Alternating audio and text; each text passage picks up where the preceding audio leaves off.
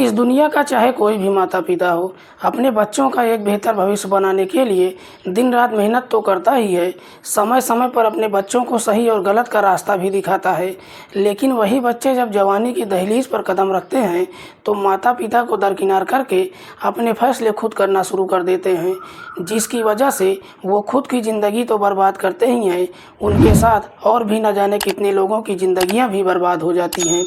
आज की कहानी में भी बिल्कुल ऐसा ही होता है, जिसकी वजह से एक व्यक्ति हमेशा के लिए इस दुनिया को छोड़कर गुजर जाता है, बल्कि उसके बाद कुछ और लोग भी हमेशा के लिए जेल की सलाखों के पीछे पहुंच जाते हैं। लेकिन जब इसकी असलियत लोगों को मालूम चलता है तो हर व्यक्ति यही कहता है कि भगवान ऐसी औलाद किसी को न दे। वाकई में दोस्तों, आज की जो कहानी है ये आपको भी सोचने और समझने पर मजबूर कर देने वाली है। नमस्कार, प्रणाम, मैं आपका भाई, आपका दोस्त अभय, और आप देख रहे हैं द कीप क्राइम। दोस्तों, आज की जो सच्ची कहानी मैं आपको सुनाने जा रहा हूँ, ये सच्ची कहानी है पंजाब प्रदेश के लुधियाना शहर की। लुधियाना शहर का एक इलाका पड़ता है अजीत नगर, और इसी अजीत नगर इलाके का रहने वाला है कुलदीप सिंह। कुलदीप जिसकी उम्र है लगभग 40 साल के आसपास, जो रेलवे में इलेक्ट्रीशियन का काम करता है। कुलदीप की पत्नी का नाम है गीता। गीता जिसकी उम्र है लगभग 37 साल के आसपास। गीता जो पिछले 15 सालों से एक ही कॉलेज में बच्चों को पढ़ाने का काम करती है। कुलदीप की एक बेटी है सुदीक्षा, जिसकी उम्र है लगभग 17 साल के आसपास, जो अपने इलाके से 12वीं की पढ़ाई कर रही है। कुलदीप का एक छोटा भाई भी है, हरदीप। हरदीप जिसकी उम्र है लगभग 27 साल के आसपास, जो अपने शहर में नगर निगम में नाइट वॉचमैन का काम करता है। कुल मिलाकर कुलदीप के परिवार में टोटल 4 सदस्य हैं, जिनमें 3 कमाने वाले हैं। इसीलिए कुलदीप के घर में किसी भी चीज़ की कोई कमी नहीं है। बात कर रहा हूं मैं 18 अप्रैल 2024 की रात के लगभग 9 बजे के आसपास की। कुलदीप हर रोज़ की तरह जब अपनी ड्यूटी से अपने घर पर आता है, उस वक्त उसका छोटा भाई हरदीप अपनी ड्यूटी पर जा चुका था। कुलदीप अपनी पत्नी और बेटी के साथ बैठकर खाना खाता है, और खाना खाने के बाद गीता अपनी बेटी को लेकर छत पर सोने के लिए चली जाती है, और कुलदीप अपने कमरे में सोने के लिए चला जाता है। जब सुबह होती है, अगले दिन सुबह 5:30 बजे के आसपास, जब गीता सोकर उठती है तो सबसे पहले किचन में जाती है, ताकि अपने पति के लिए फटाफट लंच बॉक्स तैयार कर सके। जब 1 घंटे का समय गुजर जाता है, गीता किचन से ही कई बार अपने पति को आवाज़ देती है, लेकिन बार बार आवाज़ देने के बावजूद भी कुलदीप एक बार भी जवाब नहीं देता है। इसीलिए गीता अपने पति के कमरे में जाती है ताकि उसको जगा सके। लेकिन गीता जब कमरे के पास पहुंचती है तो देखती है कि कमरे का दरवाज़ा खुला पड़ा हुआ है, जिसे देखकर गीता को भी काफ़ी अजीब सा लगता है। गीता जब कमरे के अंदर प्रवेश करती है तो कमरे का नज़ारा देखकर वो ज़ोर ज़ोर से चीखने चिल्लाने लगती है। दरअसल कमरे के अंदर बिस्तर पर ही कुलदीप का डेड बॉडी पड़ा हुआ था। पूरा बिस्तर भी खून से लाल हो गया था। गीता जब चीखना चिल्लाना शुरू करती है तो उसकी आवाज़ सुनकर उसकी बेटी के साथ साथ आसपास के लोग भी इकट्ठा हो जाते हैं। तभी इस बात की जानकारी नज़दीकी थाने में दी जाती है। इधर पुलिस को जैसे ही सूचना मिलती है, पुलिस अपनी टीम के साथ घटनास्थल पर पहुंचती है और सबसे पहले कुलदीप की डेड बॉडी को चेक करती है। तो मालूम चलता है कि कुलदीप के गले पर किसी तेज़ धारदार हथियार को चला दिया गया था। पुलिस घटनास्थल का काफ़ी बारीकी से मुआयना करती है, लेकिन इसके बावजूद भी पुलिस के हाथ में कोई सबूत नहीं मिलता है। पुलिस जब इस पूरे वारदात के बारे में कुलदीप की पत्नी गीता से पूछताछ करती है तो गीता कहती है कि साहब, रात के समय मेरा पूरा परिवार एक साथ खाना खाया था। मैं अपनी बेटी को लेकर छत पर सोने के लिए गई थी। मेरे पति कुछ देर नीचे टहलने के बाद दरवाज़ा अंदर से बंद करके वो भी अपने कमरे में सोने के लिए चले गए थे। पुलिस जब जाकर दरवाजे को चेक करती है तो पुलिस को भी काफ़ी अजीब सा लगता है, क्योंकि दरवाज़ा भी ज़ोर ज़बरदस्ती से नहीं खोला गया था। पुलिस गीता से पूछताछ करती है कि क्या घर का कोई सामान भी गायब है। इस पर गीता पुलिस वालों को जवाब देती है कि साहब, बरामदे में एक काले कलर की स्प्लेंडर बाइक थी और मेरे पति के पास 2 मोबाइल था। दरअसल ये तीनों सामान भी गायब है। पुलिस को भी समझ में नहीं आता है कि आखिरकार अपराधी बिना तोड़ फोड़ किए हुए ही घर के अंदर प्रवेश कैसे कर गए। पुलिस सबसे पहले कुलदीप की डेड बॉडी को अपने कब्जे में लेती है और उसे पोस्टमार्टम के लिए भेज देती है। साथ ही साथ गीता की तहरीर पर धारा 302 के तहत अज्ञात अपराधियों के खिलाफ मुकदमा दर्ज करती है है और फिर इस मामले की छानबीन करना शुरू करती है। तब तक इधर कुलदीप का छोटा भाई हरदीप भी घर पर पहुंच जाता है। पुलिस अब बारी बारी से घर के तीनों सदस्यों से पूछताछ करती है, क्योंकि पुलिस को इतना तो बिल्कुल शक हो जाता है कि जो भी अपराधी घर में घुसा होगा उसके साथ घर का ही कोई ना कोई सदस्य शामिल जरूर रहा होगा, क्योंकि दरवाज़ा जोर ज़बरदस्ती से नहीं खोला गया था। पुलिस जब बारी बारी से तीनों सदस्यों से पूछताछ करती है तो कुलदीप की बेटी सुदीक्षा कहती है कि साहब मैं तो छत पर सो रही थी, मम्मी ने जब चीखना चिल्लाना शुरू किया तब मैं उठ कर आई थी। लेकिन पुलिस जब कुलदीप के छोटे भाई हरदीप से पूछताछ करती है तो हरदीप कहता है कि साहब मेरा भाई रात के वक्त सोने के लिए चले जाते थे और दरवाज़ा अंदर से मेरी भाभी बंद करती थी। हालांकि हरदीप जब इस तरह की बातें कहता है तो पुलिस को कहीं ना कहीं गीता के ऊपर ही शक चला जाता है, क्योंकि पुलिस ने जब गीता से पूछताछ किया था तो गीता ने बताया था कि घर के अंदर से दरवाज़ा उसके पति ने बंद किया था। इसीलिए पुलिस अब गीता के मोबाइल नंबर का कॉल डिटेल निकालती है। पुलिस जब कॉल डिटेल चेक करती है तो उसमें कोई भी ऐसा संदिग्ध नंबर नहीं मिलता है जिससे पुलिस को गीता के ऊपर शक जाए। ये केस पुलिस के लिए भी काफ़ी चैलेंज बन जाता है। पुलिस को भी समझ में नहीं आता है कि आखिरकार अपराधी घर के अंदर आया कैसे। पुलिस को इतना तो भरोसा हो जाता है कि इस मामले में कुलदीप का भाई हरदीप शामिल नहीं है, क्योंकि वो रात भर अपनी ड्यूटी पर था। उसकी पत्नी के मोबाइल में भी कोई भी ऐसा संदिग्ध नंबर नहीं मिलता है। इसीलिए अब उस घर में केवल कुलदीप की बेटी सुदीक्षा बच जाती है। इसीलिए पुलिस अब सुदीक्षा के मोबाइल नंबर का भी कॉल डिटेल निकालती है। लेकिन पुलिस जब सुदीक्षा के कॉल डिटेल को चेक करती है तो मालूम चलता है कि उसमें एक ऐसा नंबर मौजूद है जिस पर सुदीक्षा पिछले कई महीनों से लगातार बातचीत करती आ रही थी। इसके लिए सबसे बड़ी चौंकाने वाली बात ये मालूम चलता है कि जिस वक्त कुलदीप की हत्या हो रही थी उस वक्त सुदीक्षा उस नंबर पर थोड़ी थोड़ी देर के बाद कई बार बातचीत कर रही थी। पुलिस को लगता है कि घर के अंदर किसी व्यक्ति की हत्या हो रही हो और उसके घर के अंदर की लड़की किसी से फ़ोन पर बातचीत कर रही हो और उसको हत्या की बात मालूम न चले। पुलिस जब उस नंबर का कॉल डिटेल निकालती है तो मालूम चलता है कि वो नंबर किसी तेजपाल के नाम पर रजिस्टर्ड है।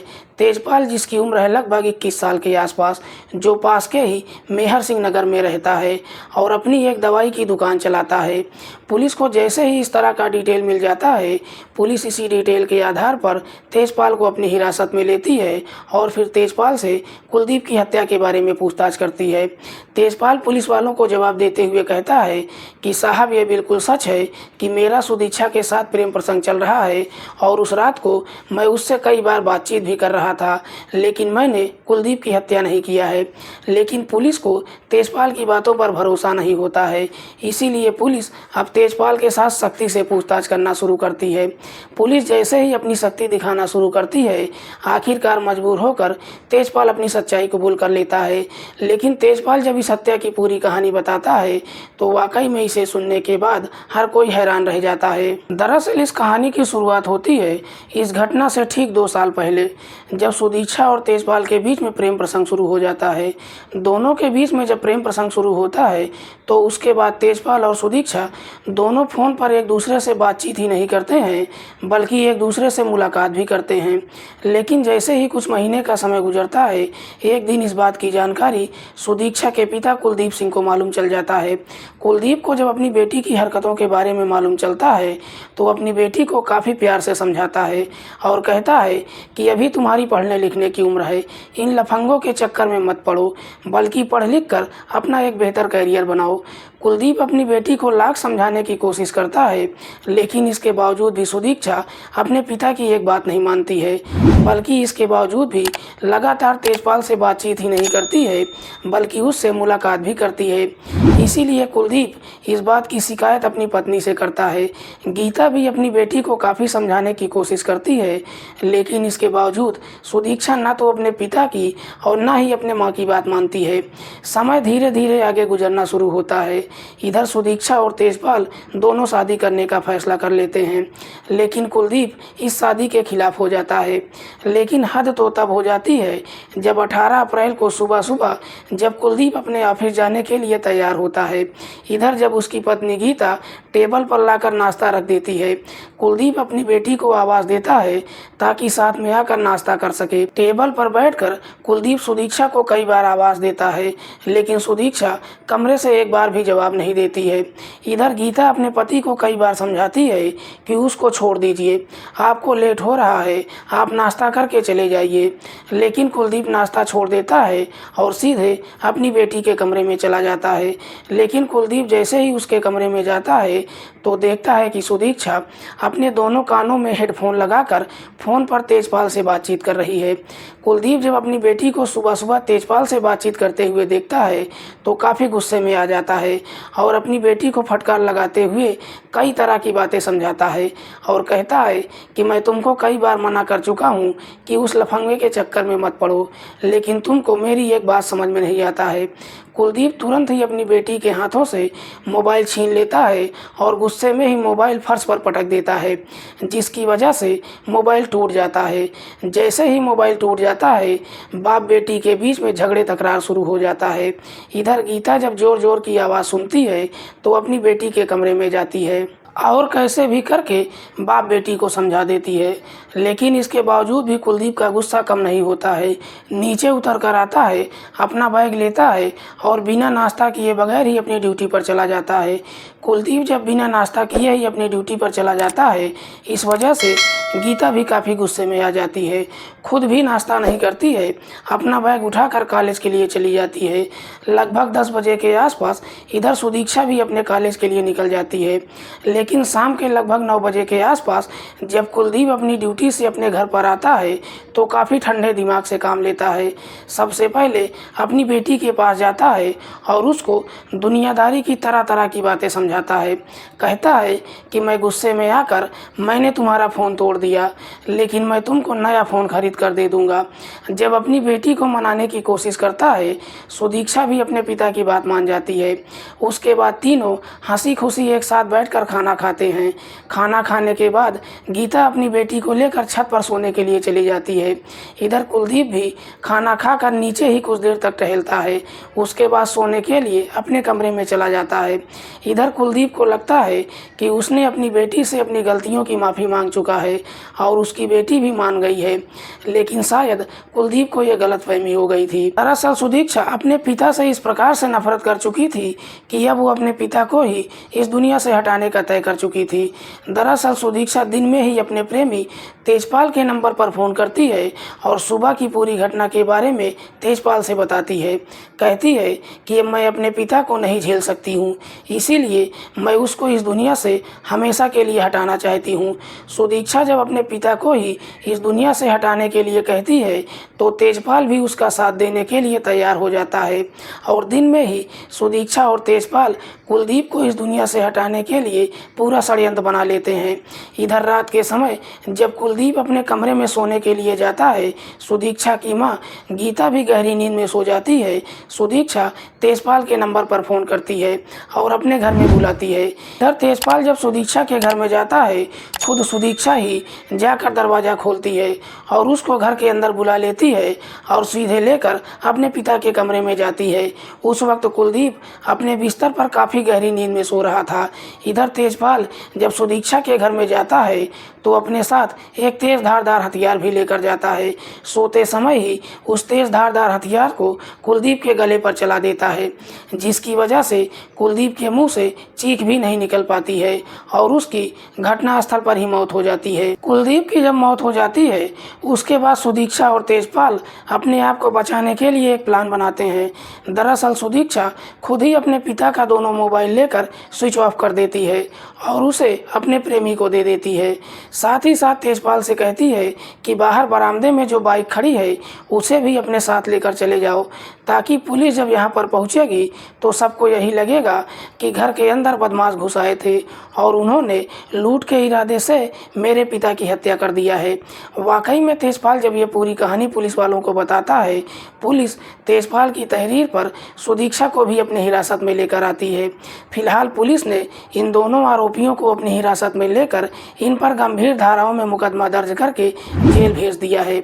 दोस्तों, इस पूरी घटना के बारे में आप क्या सोचते हैं? आप अपनी राय कमेंट बॉक्स में हमें ज़रूर दीजिएगा। और आप कहाँ से मेरी कहानी को सुनते हैं, ये भी ज़रूर बताइएगा, ताकि आपका नाम हम अपनी आगे आने वाली स्टोरी में शामिल करके हमको काफ़ी अच्छा लगेगा। मिलते हैं किसी और सच्ची कहानी के साथ, तब तक के लिए नमस्कार। जय हिंद।